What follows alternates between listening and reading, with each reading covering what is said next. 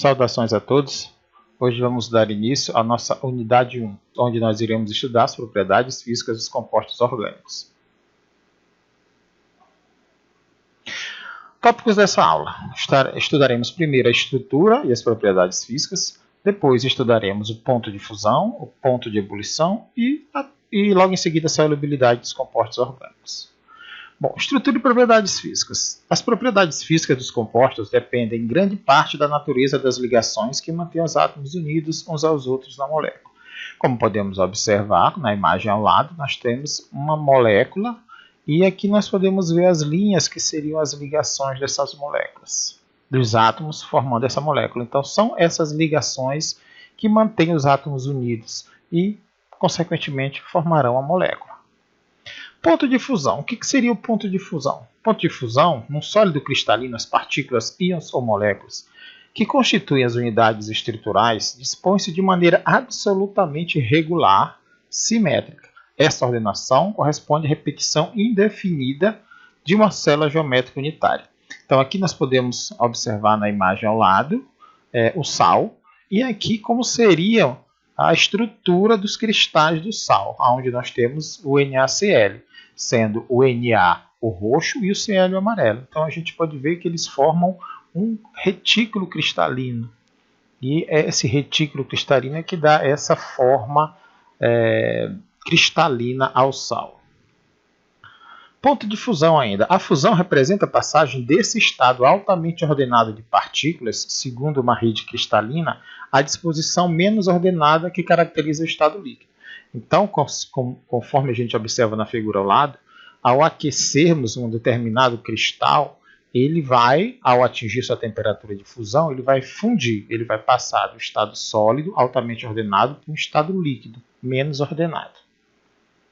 Produz-se a fusão quando se atinge a temperatura a qual a energia térmica das partículas vence a ação das forças intercristalinas que as mantêm em posição. Então, ao se atingir essa temperatura, aquele estado sólido, aquelas moléculas que estavam bem unidas vão começar a se afastar e você vai ter a passagem do estado sólido para o estado líquido. Ponto de ebulição. A ebulição implica a liberação de moléculas individuais ou pares de íons de cargas opostas no seio do líquido. Produz-se esse fenômeno quando se atinge a temperatura a qual a energia térmica das partículas vence a ação das forças de coesão que tendem a mantê-las no líquido. Então aqui a gente observa um líquido entrando em ebulição e a gente vê que há a formação de bolhas. Essas bolhas aí já são os líquidos que já passaram para o estado gasoso e estão saindo do seio do líquido. Então eles estão indo embora. Então nesse tipo de propriedade física, as moléculas elas não estão mais próximas umas às outras, elas estão totalmente afastadas. Isso que caracteriza o estado gasoso. Da mesma forma que no ponto de fusão, os compostos iônicos possuem ponto de ebulição mais alto que os compostos moleculares. Fatores que fazem o ponto de ebulição aumentar: polaridade, ligação de hidrogênio e tamanho molecular. Sabe-se que os compostos iônicos possuem ligações iônicas. Essas ligações iônicas são ligações fortes, por isso é muito mais difícil você conseguir fundir ou ebulir um composto inorgânico. O composto orgânico, eles já são formados de ligações covalentes. E o que mantém eles unidos são interações que não são muito fortes, como interações de ligação de hidrogênio, interações de polo-dipolo, interações de Van der Waals. Então, com menos energia, você consegue separar as moléculas dos compostos orgânicos. Solubilidade. Solutos não iônicos. Quando se dissolve um sólido num líquido ou um líquido em outro, as unidades estruturais do primeiro, que pode ser um íon ou uma molécula, separam-se uma das outras e o espaço entre elas passa a ser ocupado pelas moléculas do solvente. Então você vai haver o fenômeno chamado solvatação, em que o solvente vai separar os íons. Ele vai cercar, uma parte do solvente cerca o íon positivo para um lado e cerca o íon negativo para o outro, mantendo-os separados e com isso solubilizando-os naquele solvente. Os compostos apolares ou fracamente polares são solúveis em solventes apolares ou fracamente polares. Então aqui a gente tem um exemplo onde nós temos hidrocarboneto e água. E aí nós vemos que não há mistura entre esses dois tipos, essas duas classes. E aí nós vemos também que há uma diferença na densidade. O hidrocarboneto é mais denso, menos denso que a água, fica em cima. Já quando nós temos os haletos, eles também não se misturam com a água. E a diferença é que eles são mais densos que a água e ficam embaixo. Os compostos altamente polares são solúveis em solventes altamente polares. Aí vem aquela máxima que todos já devem ter ouvido falar: polar dissolve polar, apolar dissolve apolar.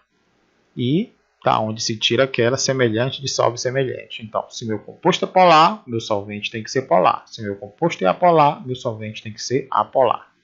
Solutos iônicos, solventes próticos e apróticos e pares iônicos. Apenas a água ou outros solventes polares são capazes de dissolver compostos iônicos em apreciável extensão.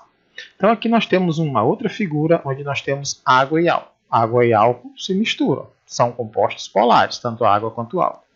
Gasolina e querosene também se misturam, são compostos apolares, tanto a gasolina quanto o querosene. Porém, se eu for misturar a gasolina com a água, não vai haver mistura. Por quê? Porque a gasolina é apolar e a água é polar. Existem atrações eletrostáticas entre íons positivos e as extremidades negativas das moléculas do solvente, e entre os íons negativos e as extremidades positivas dessas moléculas, as chamadas ligações íon-dipolo. Nas soluções, cada íon do soluto encontra-se rodeado de diversas moléculas do solvente, e diz-se por isso solvatado. Quando nós temos a água, a gente diz que ele está hidratado. Solventes próticos. Solventes próticos são aqueles que contêm hidrogênio ligado a oxigênio ou a nitrogênio e, por consequência, apreciavelmente acídico. Então, nós temos como solvente prótico a água, o metanol. Solventes apróticos. Solventes polares também, com constantes dielétricas moderadamente elevadas, que não contêm hidrogênio acídico. E aqui nós podemos observar o DMSO, que tem essa característica. A forma amida também é um composto aprótico, um solvente aprótico. Bom, aqui uma mensagem para vocês, né? Vai. E se der medo, vai com medo mesmo. Bons estudos a todos. Aqui as nossas referências. E um bom estudo a todos e até a próxima aula.